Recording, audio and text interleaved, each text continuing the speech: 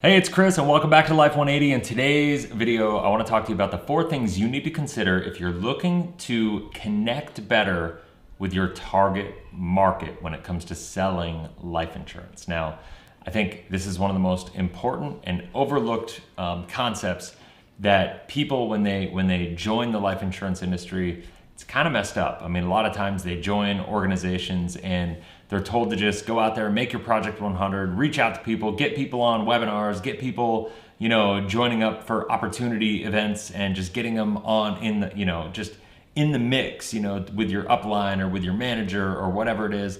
And it's just kind of like throwing mud against the wall. And ultimately, if you're going to be in this industry, I think it's important that you stand for something, that you're really clear about who you are, what you do, why you do what you do, and ultimately, when you're clear on that, you're going to be able to serve people in a much more powerful way. Because when you are clear about what you do, then you can be much more clear about who you serve, right? And so when we are doing anything, I don't care if it's about me making videos or if it's about you making content or about you selling life insurance or about when I was selling life insurance back in the day, the biggest focus always had to be not on me and what's in it for me, but what's in it for them. You have to be able to identify what their challenges are and articulate solutions to solve their challenges. Now, so here, let's get into this thing. So the first things first is I think it's important to identify your avatar and drill deeper. One of the biggest mistakes that life insurance agents make, actually, I'll tell you what, I do business development online for companies in all different industries across the country and across the world. And I'll tell you, this is the number one mistake that companies make across the board, no matter what, and that is they don't go deep enough on their avatar. Now, an avatar is ultimately you picturing who your ideal client is. It's you writing the description about who your ideal client is. And so for me, I could tell you if I were, and I haven't even thought about this ahead of time, because like all my videos, I'm not scripting this, I'm just kind of winging it. And so what I'd say is this, is like if I had to come up with an avatar right now for life insurance, for me with the with my mindset and philosophy about who I'm trying to serve, it would be a married entrepreneur, male or female, doesn't matter. Just happens to be most of my YouTube channel viewers happen to be male. So if you're a female watching this, thank you. You're helping my statistics. But I would think about being a male or female married entrepreneur that has a family and that ultimately is looking to view themselves as their best investment. So they're entrepreneurs, they're looking to be involved in real estate, and they have the mindset that they're a little disgruntled with the way the country's going. They don't trust the financial system as it is, so they're a little disenchanted with the financial system as it goes. They don't trust traditional investment vehicles like 401ks and stuff like that. So they're naturally kind of against the grain, against the system. And there's millions of people out there like that, right? They just don't know what they don't know, and they don't know what you have to offer them when utilizing life insurance as an asset. Now, the biggest mistake I think people make is they're trying to pivot the 401k and saying, hey, get out of the 401k and get into this other product that's going to replace your 401k as an investment. It's not the same thing at all. What we're doing is we're showing them a different way to live their life completely. We need to get away. This is one of the reasons I don't like index universal life insurance, is because you're still living under the mindset of an accumulation model, because the accumulation inside of an index universal life policy is still, the crux of the philosophy is to accumulate money in there and then to have a tax-free distribution. And we all know that I don't agree that it works like that. And so there's a lot of problems to that, but it's still the biggest foundational problem to it is that it is, that it's still an accumulation mindset. What I love about utilizing whole life insurance is that it's not an investment, it's an asset that's going to replace your bank account. It's going to be a safe, guaranteed storage vehicle. You utilize that storage vehicle inside of a system to buy other assets that will create cash flow.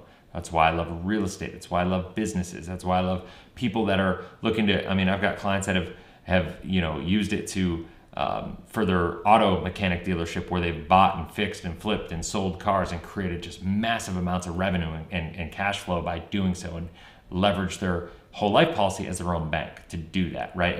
And so that's one of the things that you have to do when it comes to your avatars. You have to be really clear about who you serve.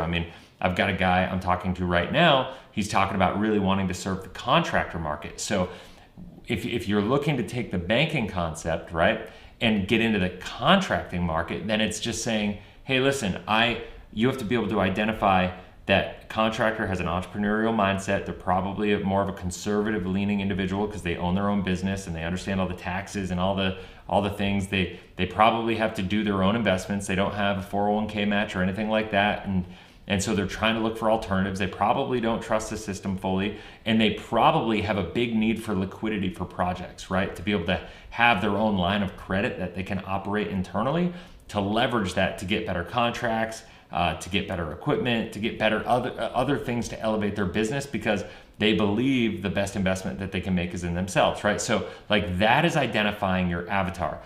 And then the second thing to consider is, once you understand who your avatar is, now you can actually go out and you can identify those challenges that the avatar has, right? So what is the challenge that a contractor has? And I don't know the answer to this because I'm not a contractor. I've never been a contractor. I don't know how to build anything. I think this display behind me, this backdrop, is the only thing I've ever built in my life. I did a video on it, and it's kind of funny because my wife always says the only thing I'm good at building, or the only tool I'm good with, is my cell phone, and luckily I'm really good with that. But so identify the challenges that your avatar has. Identify the needs that they have. A lot of times they don't know what their own challenges are. But if you understand their business, if you understand, let's face it, let me put it to you this way. A lot of life insurance agents get into this business after leaving another industry, right? And there's a lot of opportunity if you came from a different industry to be able to serve the industry that you came from. And there's a big need for people in a lot of different industries, right, to make sure that they're leveraging the financial systems that you can teach them. So if you can understand what the challenges that they have are and identify it to them, and I think making sure that you drill deeper than just entrepreneur, right? There's a lot of different types of entrepreneurs. Like I've got a person who deals with hair salon owners, right? It's a big deal, right? Dentists, orthodontists, doctors, stuff of that nature. People with dermatologists, right? Like all of these different types of entrepreneurs, they are entrepreneurs, but being able to speak specifically to segments, if you know or have contacts or relationships or know a specific type of business, drill a lot deeper, because when you do that, you're going to be able to speak more specifically to them, because they're all entrepreneurs, but they all feel like they have their own individual challenges and unique needs. And so if you can show how what you have to offer meets their needs, you're gonna go a long ways in providing a lot of value, and a long ways in creating a lot of trust. And then ultimately when they need some help and they look to make a decision, they're gonna look on you. All right, so just for acknowledging, I have a whiteboard on the side, and I had my 4 things written out. And the second thing was identify 2 to 3 challenges. And I just get way ahead of myself. I hate scripting this stuff out, because identify 2 to 3 challenges that your avatar has. And that was number 2. And number 3 is articulate how what you do solves those challenges. Now, I just kind of wrapped that all into one, but for the sake of the title of this video and keeping congruency, I just want to tell you that 2 and 3 were kind of melded into that conversation. And the 4th thing to consider at the end of the day is to remember this: nobody cares about you in what's in this for you. This always has to be about what's in it for the person that you're trying to serve. And it really has to be about that level of service that you're trying to bring to the table. One of the biggest mistakes I see that people make is they spend too much time focusing on the features of what you're offering. I see it with infinite banking people all the time. It's like they geek out on the numbers, and you're so excited about all the reasons that you're selling life insurance for the reasons that you are. And it's all very, it's very feature driven, right? Like, oh, look at the numbers here. Look at the way this feature works in the policy, and how you can borrow against this and do that and have access to capital and use it for loans this way and get this kind of asset there and have, all these things going on. And like, meanwhile, the person that you're looking to sell to is just looking at you cross-eyed being like, dude, why do I care? I don't care.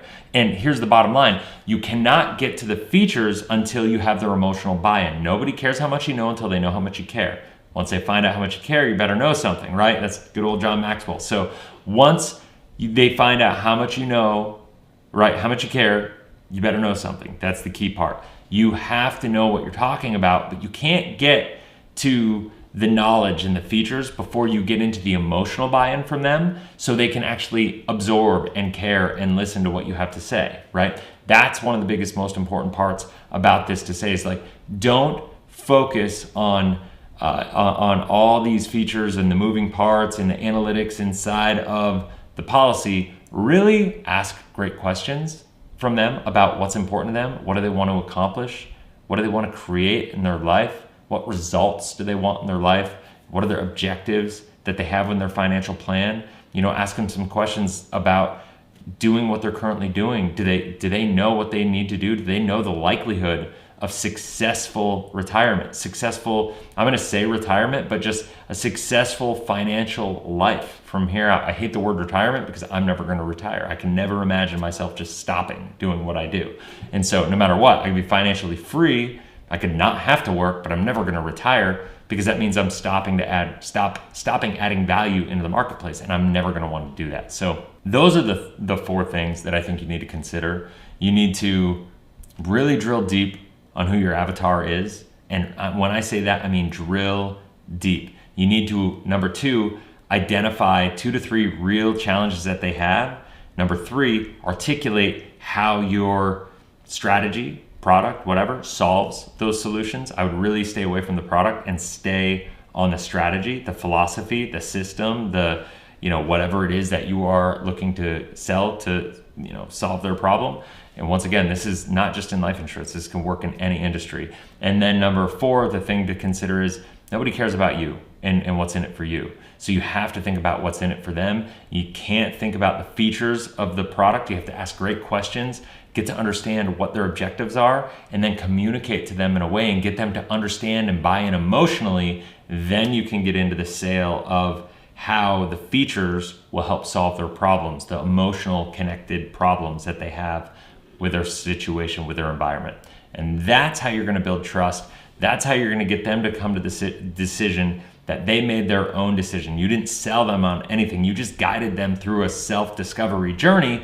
And ultimately, when you do that, everybody wins. You're going to have less chargebacks on policies in the free look period. You're going to have clients that are going to be raving fans about who you are and what you did for them. You're going to get tons of referrals, and you're just, ultimately you're going to be a more satisfied individual. It enables you to go out and serve more people, to sell life insurance right, because when you sell life insurance properly, you make a smaller commission. We all know that. So you have to have more volume. The only way to get more leads is to be really proficient online and create tons of content, publish tons of content, or get a ton of referrals from the people that you're working with. And so I hope this video helps. I hope it serves you. If you have any questions, leave them in the comments below. I'd be happy to help you and serve you in any way possible. And if you did find value in this video, make sure you hit that like button so YouTube and the analytics and all that stuff, make sure that they're getting this video to more and more people. If you haven't yet already, make sure you hit that subscribe button, click the bell, that way you get notified every single time I launch a new video.